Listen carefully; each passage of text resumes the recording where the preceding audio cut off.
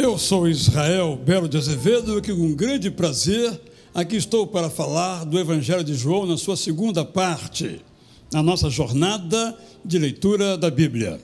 Na primeira parte discorremos sobre João nas suas motivações para escrever o livro João Evangelista e tratamos de algumas questões até o capítulo 10. Dissemos então que esse livro é um livro teológico e não cronológico. O seu objetivo não é descrever, mas interpretar.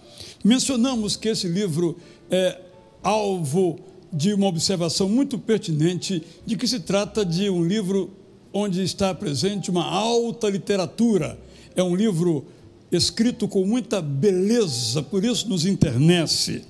Também mostramos alguns aspectos que tornam esse livro, no seu próprio texto, bem diferente dos demais, como, por exemplo, a relação entre Elias e João Batista, o lugar do templo em toda aquela narrativa, entre outros aspectos.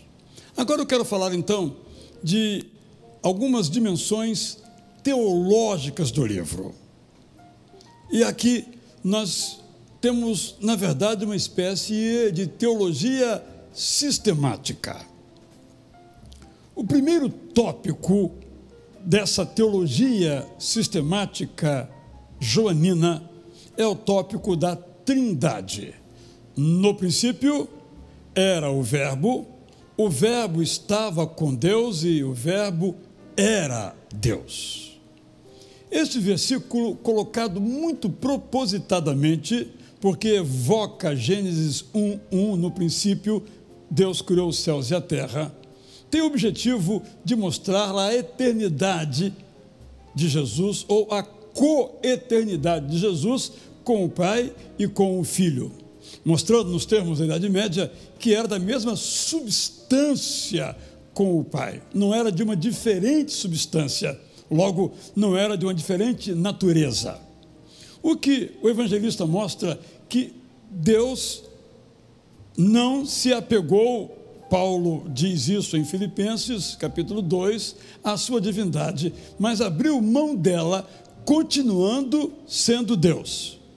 Ele diz então, no princípio era o Verbo era Deus, o Verbo estava com Deus, mas ele também diz, quem vê a mim, ou quem me vê, vê também o Pai. Porque eu sou o Pai encarnado, podemos dizer assim, tornado em forma humana, em forma de carne. É verdade que o tema da Trindade suscitou e tem suscitado as maiores discussões. No passado, a discussão era como compreender esta divindade de Jesus, uma vez que ele também era humano. E aí os debates foram intensos. Nos dias de hoje é uma dúvida. Será que essa formulação doutrinária, Trindade, tem alguma razão de ser? Tem alguma base bíblica? No passado, a discussão era como é que essa Trindade se manifestou. Ele mesmo disse que eu vou para o meu Pai, mas mandarei o conselheiro, isto é, remeterei para vocês a dádiva do Espírito Santo. Jesus, em sua formulação teológica e em sua prática missiológica, era trinitário.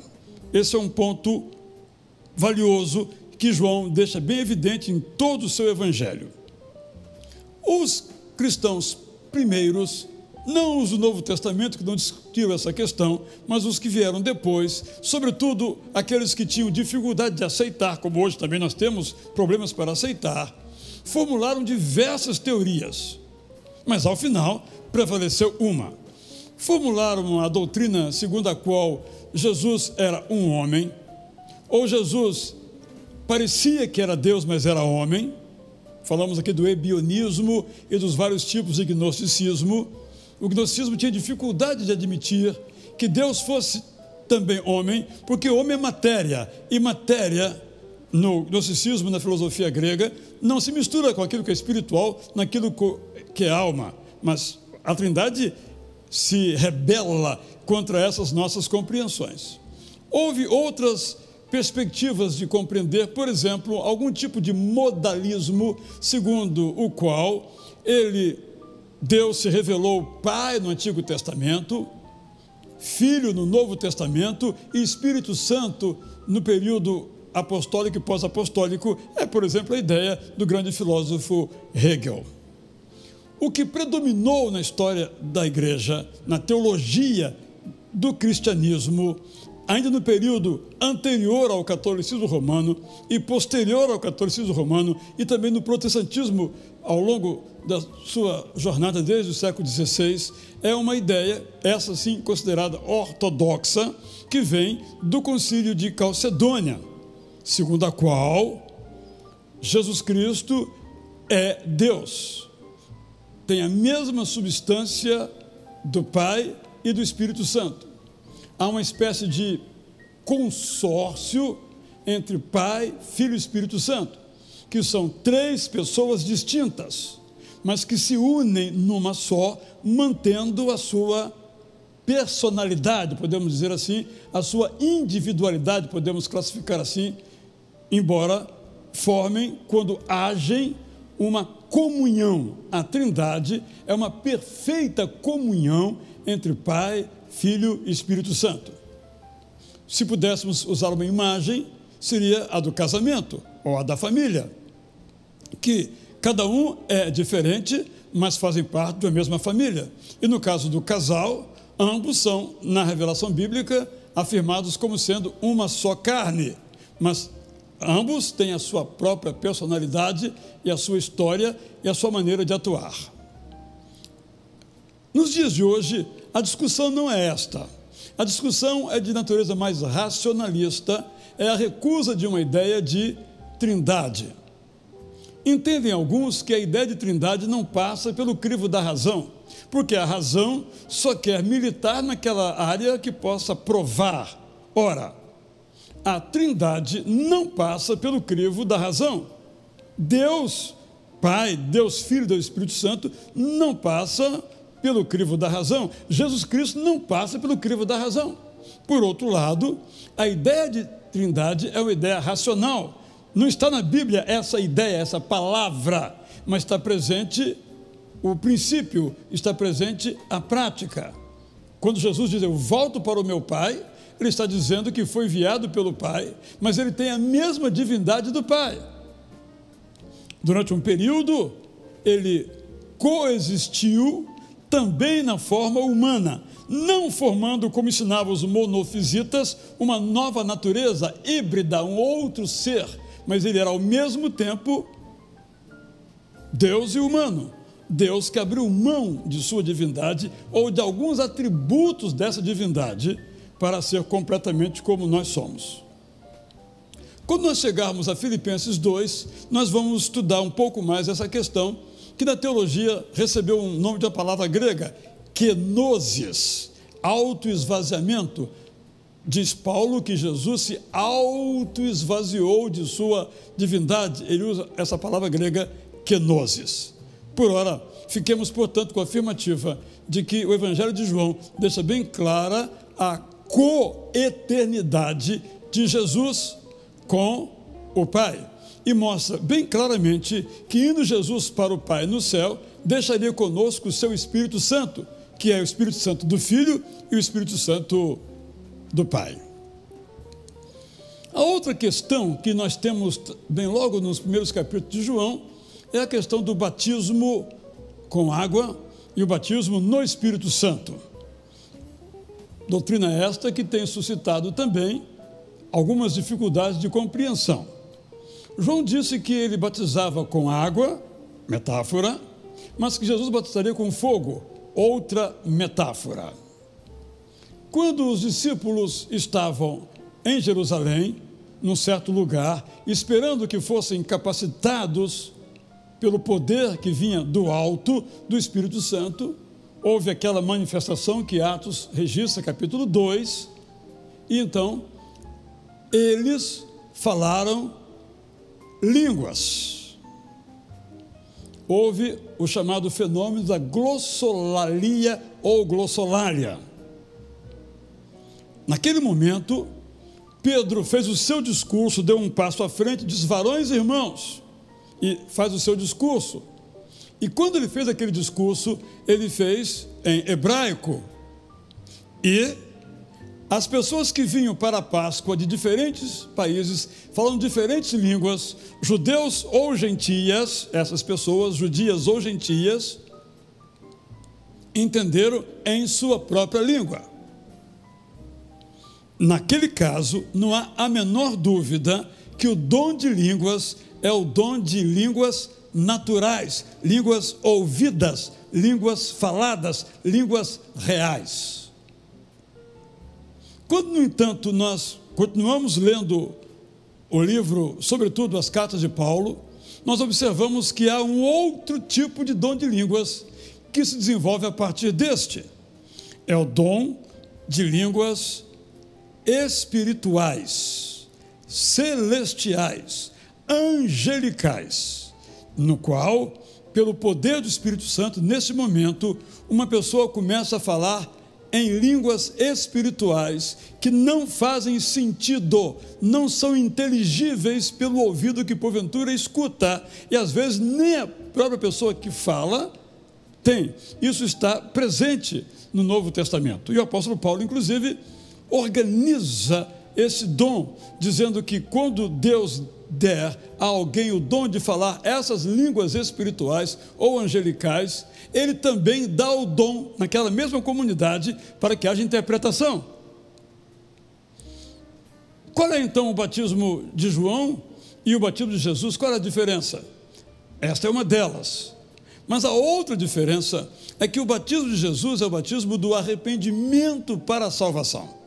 O batismo de João era um outro tipo de arrependimento, era uma mudança de vida, mas não uma mudança de vida total daquela com Jesus, porque com Jesus se dá a conversão, e esta conversão se dá através da obra do Espírito Santo. É o Espírito Santo que nos convence do nosso pecado, do juízo que devemos e a oferta da graça que nós temos. Não é por nós, não é através, como Cerinto dizia, de uma apropriação da luz, de uma exposição à luz. É a habitação do Espírito Santo em nós que nos convence. Quando nós aceitamos e nos arrependemos dos nossos pecados, nós somos batizados no fogo, isto é, naquele fogo que nos aquece, derrete a nossa imundície, o nosso pecado, e nos salva, então, pelo poder regenerador do Espírito Santo. Batismo com fogo é o batismo da conversão, é o batismo da regeneração. Fiquem, portanto, essas distinções muito claramente aí. O outro tema central no Evangelho de João é o novo nascimento. Essa doutrina, podemos dizer assim, ou regeneração, geração nova, nova geração, está presente, sobretudo, ainda no começo do Evangelho, no capítulo 3. Nicodemos, sabe o que lhe falta? Nascer de novo. Nicodemos não entendeu. Como é que eu posso voltar outra vez ao ventre de minha mãe e nascer outra vez? Até hoje há essa dificuldade de entender. Até hoje há essa dificuldade de entender. O que é o novo nascimento? O novo nascimento é a audição do Evangelho. Nós ouvimos o Evangelho. Somos todos pecadores. E quando nós entendemos, concordamos, aceitamos que somos pecadores, começa a se fazer em nós aquela obra regeneradora, aquele batismo de fogo do Espírito Santo, do Pai e do Filho.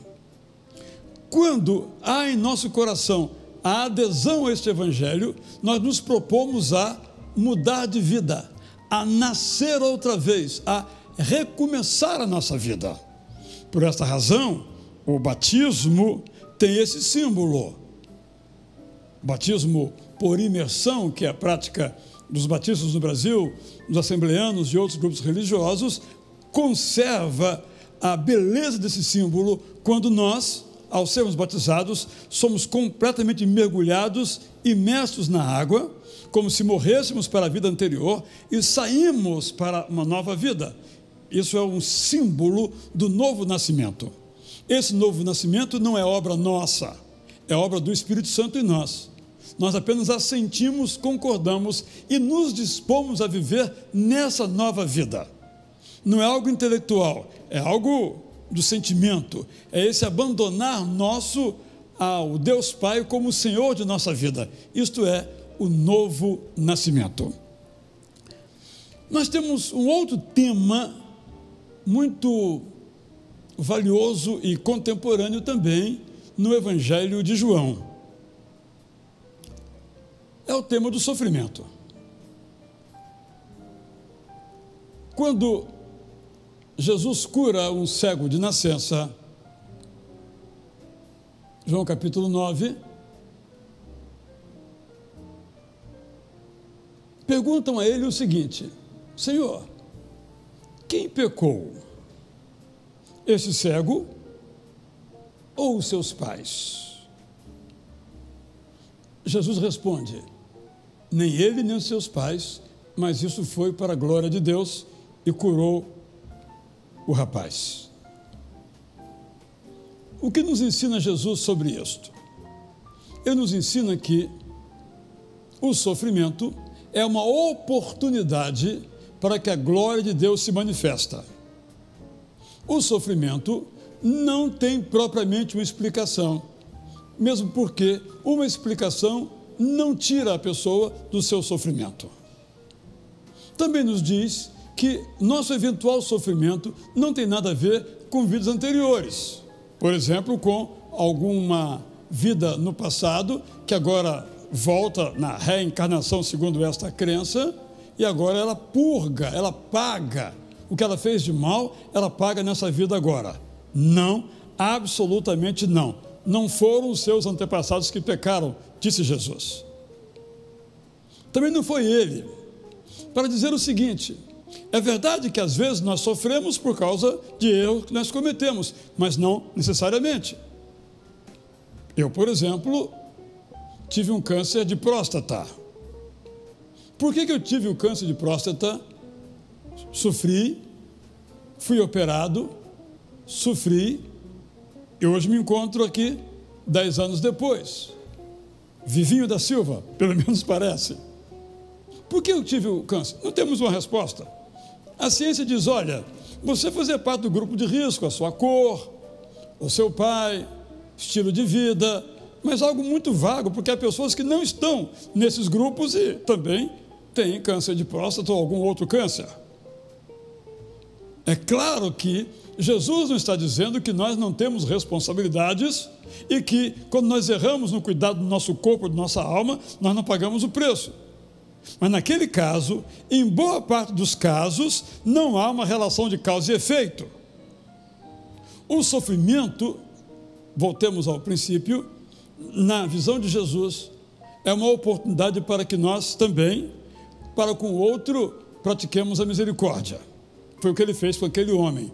A teologia do sofrimento, que coloca ênfase na culpa ou na responsabilidade sem eximirmos dela, é muito negativa. Foi isso que fizeram os amigos de Jó. Se Jó estava sofrendo, estava pagando por algo que fizera. Pode ser, mas não necessariamente. Nem sempre. É preciso que distingamos para que o Evangelho seja boa nova e não um paganismo disfarçado de boa nova, como a ideia, por exemplo, de maldição hereditária. Jesus cura uma outra pessoa e diz: olha, eu curei você, mas você parece que estou praticando a mesma coisa. Cuidado para que não aconteça com você coisa pior. Será que Jesus estava dizendo que a culpa de aquele homem sofrer foi o seu pecado? Não, não é isso. O que ele está dizendo é outra coisa. Ele está dizendo que, se ele continuasse vivendo naquela vida, aconteceria com ele algo pior do que o seu sofrimento anterior. Porque o sofrimento físico se pode minorar, mas o sofrimento espiritual, no caso a perdição, não tem solução, a não ser a conversão. É preciso distinguir bem as coisas, porque está bem presente em nós a ideia lamentável da culpa. Deus nos perdoa através de Jesus, mas às vezes ainda nos sentimos culpados. E há muitos pregadores que dão mais ênfase à culpa do que à graça. O Evangelho de Jesus é o Evangelho da graça. Por último, nós temos o grande tema da restauração de Pedro. No último capítulo do Evangelho de João, nós temos a história de João, nos conta que Pedro, seu amigo, estava andando na praia da Galileia, do lago, mar da Galileia, digamos na linguagem de hoje, totalmente deprê, totalmente entristecido, totalmente encurvado, totalmente derrotado, porque ele fracassara. Jesus disse que ele iria negá-lo, ele prometeu que não, e ele negou. E Jesus foi embora. Pedro não entendeu tudo. Embora esperasse algo como o que aconteceria de ser revestido do poder do Espírito Santo, ele se sentia muito mal, culpado. Jesus o busca então e faz aquelas 3 perguntas. Muitas pessoas, quando leem esse texto, se perguntam se no original as palavras são diferentes para o amas-me, amas-me, amas-me, eu te amo, eu te amo, eu te amo, ou apacenta as minhas ovelhas. Fique tranquilo se você não sabe grego. O grego não ajuda em absolutamente nada nesse ponto. Você sabe que há no Novo Testamento 3 palavras para amor ou amar. Há a palavra ágape, há a palavra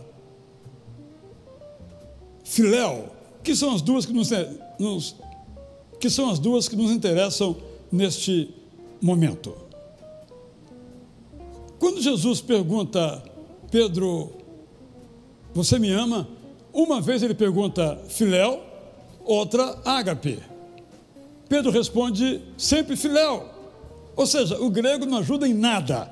Não adianta ir por esse caminho buscando entender esse texto. Penso que o entendimento dele está na tríplice pergunta, tríplice resposta e tríplice comissionamento. Por quê? Por causa da tríplice negação de Pedro. Então, João é um poeta.